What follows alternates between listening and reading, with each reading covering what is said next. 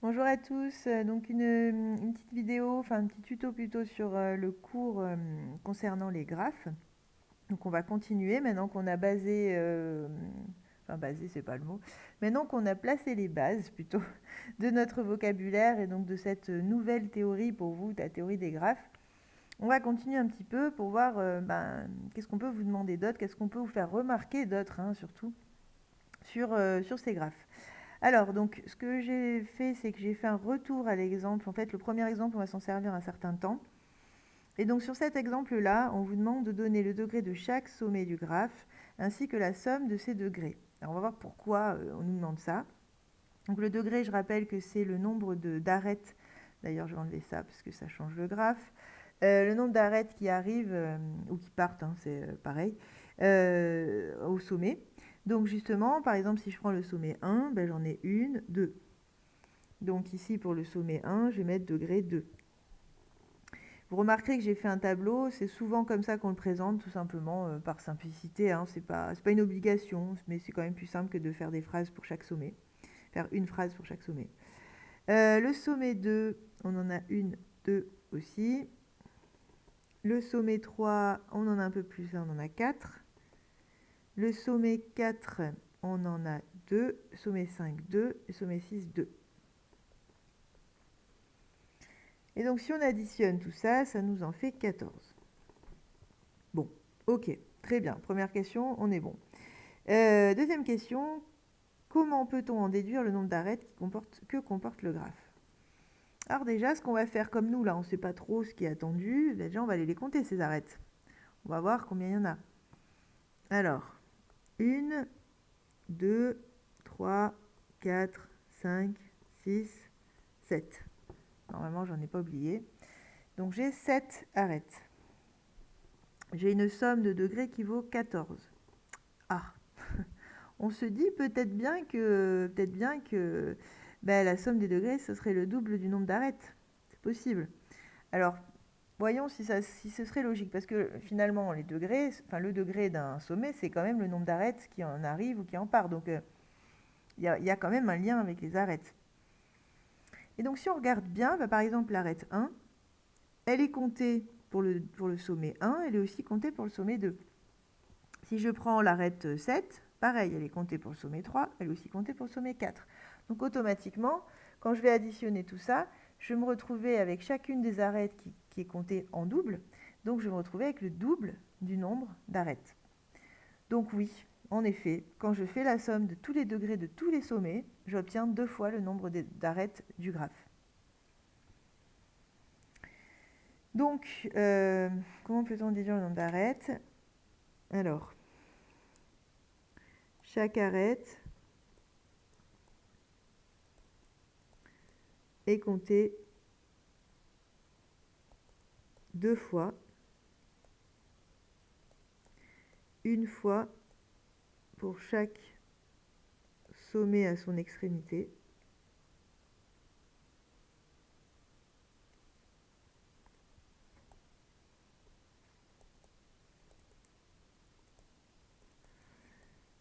Lorsqu'on calcule les degrés.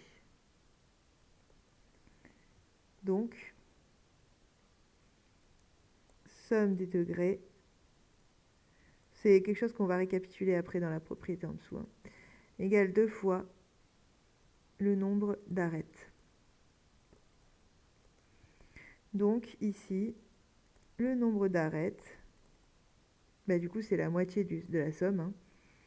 Donc c'est 14 sur 2, c'est-à-dire 7. Le graphe comporte en effet 7 arêtes.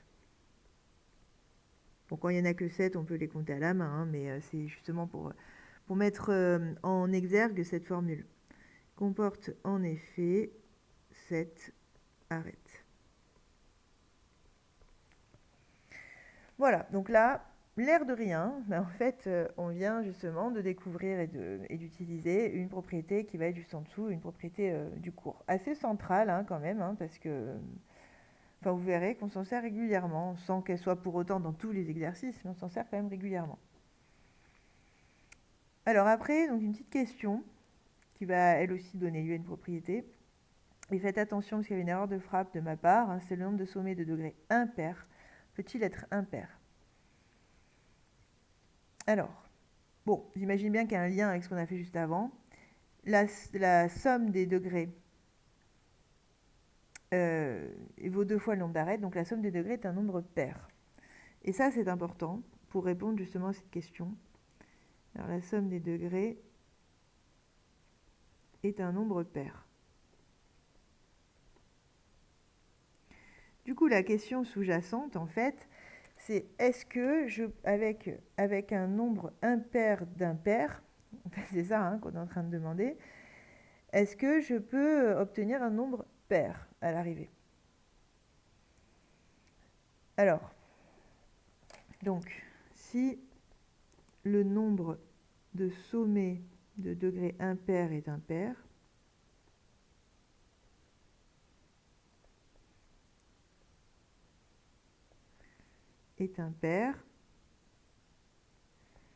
alors qu'est-ce qui va se passer pour la somme des degrés? Alors la somme des degrés va être égale à, finalement, impair fois impair, enfin, comment dire, pas fois, mais une somme impaire de nombres impairs. Donc en fait, j'ai du mal à vous l'écrire de façon simple, parce que si je commence à rentrer dans les notations, ça va devenir compliqué. Donc j'essaie de trouver une formulation qui soit simple.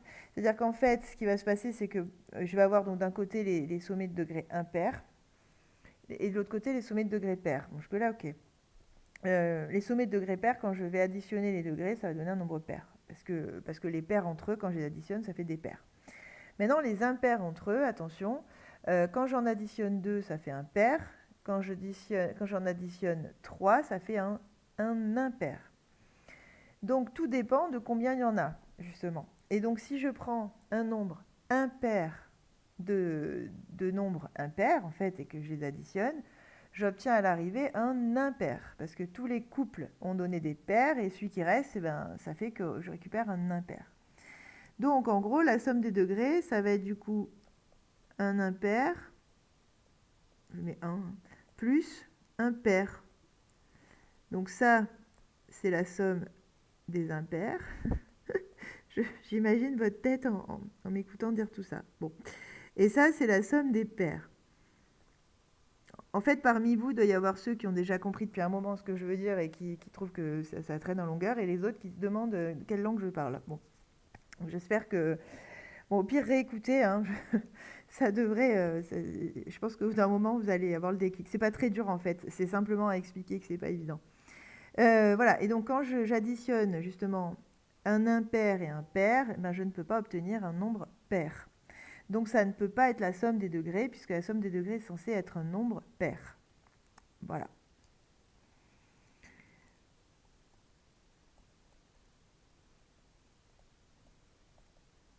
Je reprécise juste ça.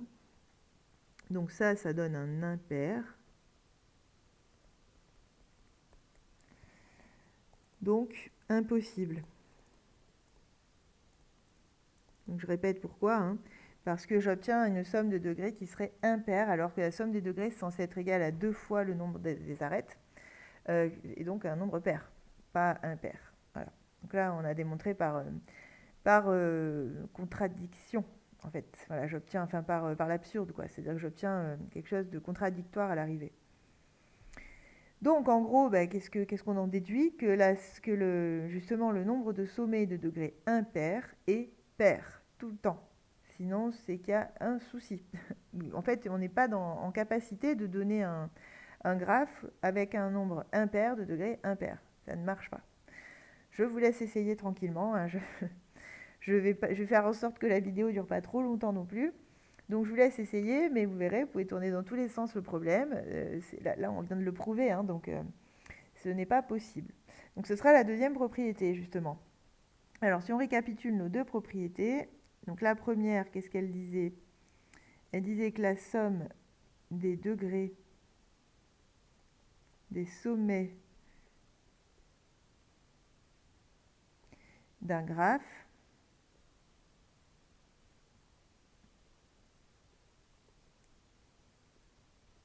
est égal au double de son nombre d'arêtes.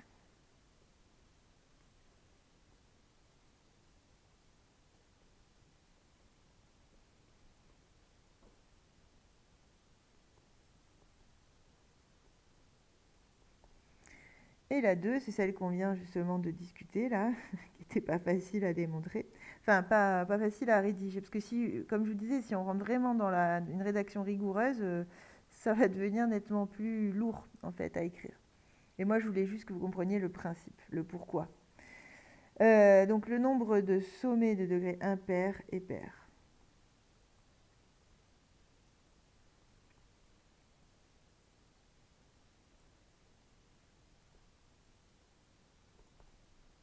Donc par exemple, vous aurez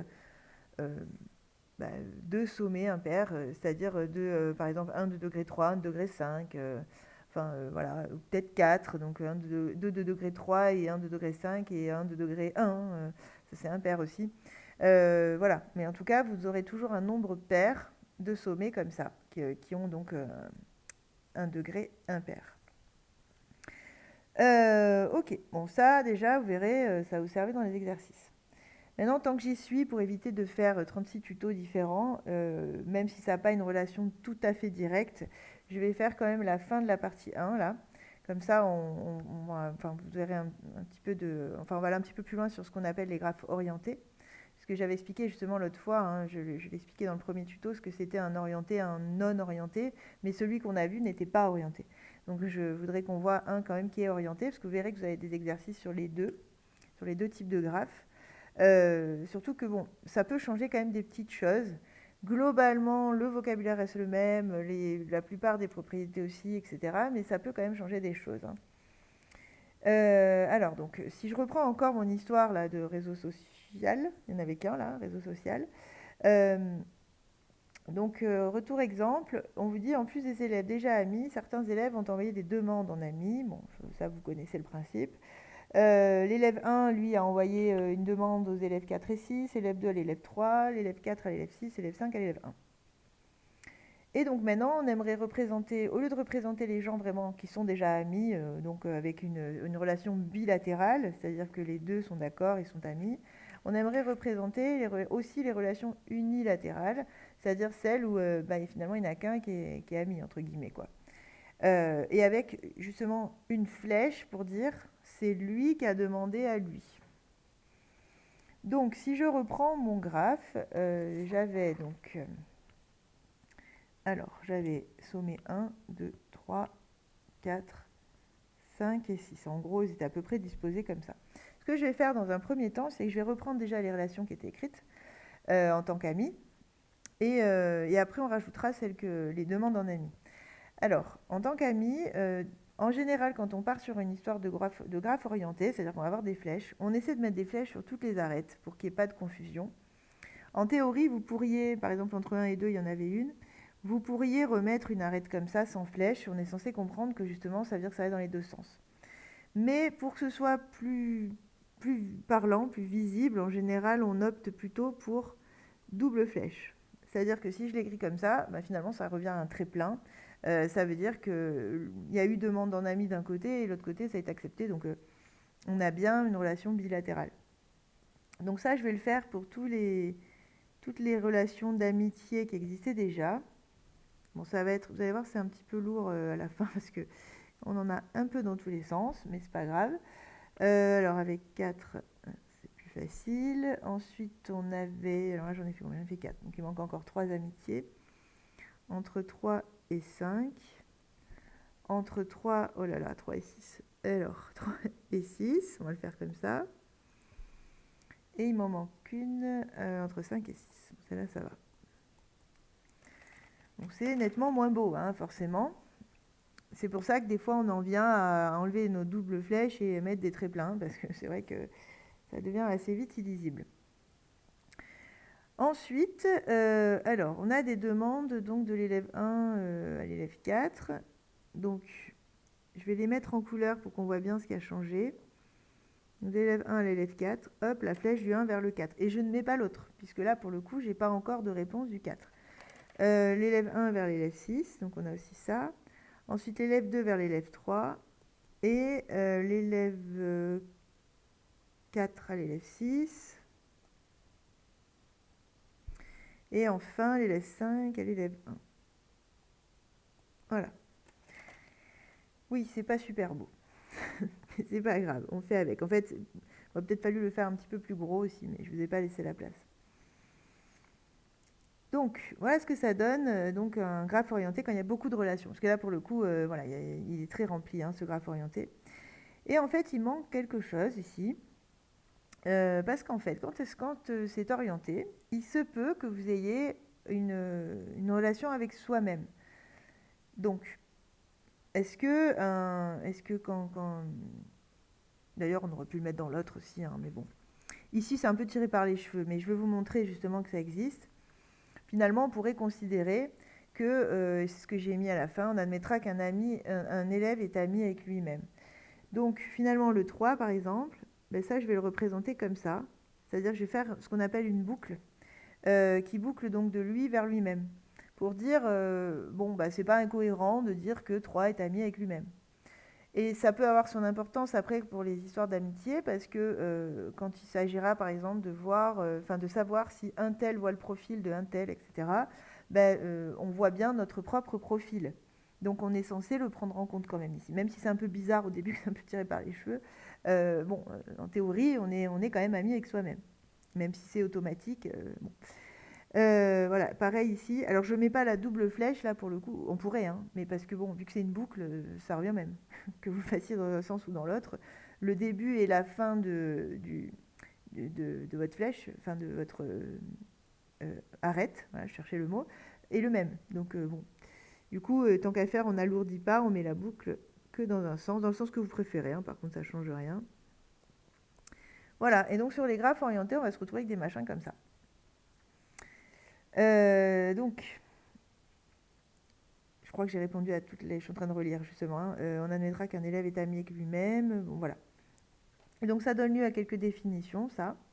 Je pense que le principe, vous le comprenez, hein. Bon là c'est un petit peu lourd le résultat, mais vous comprenez le principe. Juste, on va revoir les mots, enfin on va voir les mots qui vont avec tout ça. Donc justement, ce type de graphe, ça s'appelle un graphe orienté, parce que les relations ne sont pas automatiquement bilatérales. Elles peuvent être que d'un sommet vers un autre et pas dans l'autre sens. Donc, est un graphe dont les arêtes sont orientées. Voilà, on ne va pas aller bien loin pour la définition, c'est déjà bien. Donc, autrement dit, les arêtes sont munies de flèches orientées EES. Ce qui signifie que chaque arête ne peut être parcourue.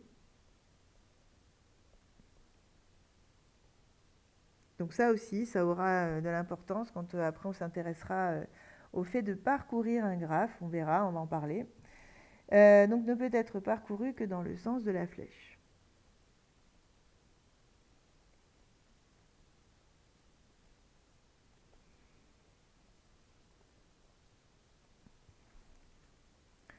Donc des fois, ça vous fait des graphes un peu spéciaux.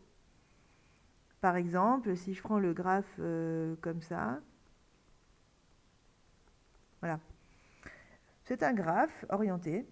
Le problème de ce graphe-là, c'est que si je pars pas de 1, ben, je peux rien faire en fait.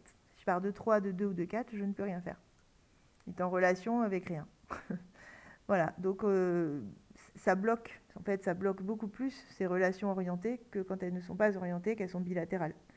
Parce que là, forcément, si je vous enlève les flèches, bon, bah, du coup, vous pouvez aller de 2 à 3, de 2 à 4, en passant par 1, mais vous pouvez quand même circuler. Là, en mettant des flèches sur un graphe comme ça, je ne peux pas faire grand-chose. Donc, bon, bah, ça aura son importance quand on parlera de parcourir le graphe ou une partie du graphe. Et donc, dernière définition, une boucle, on en a parlé, est une arête orientée. Donc, c'est une arête comme une autre, et prenez-la comme telle. Simplement, elle a une allure un peu différente. Donc, est une arête orientée ayant pour origine son extrémité. C'est-à-dire qu'en gros, le départ et l'arrivée sont les mêmes.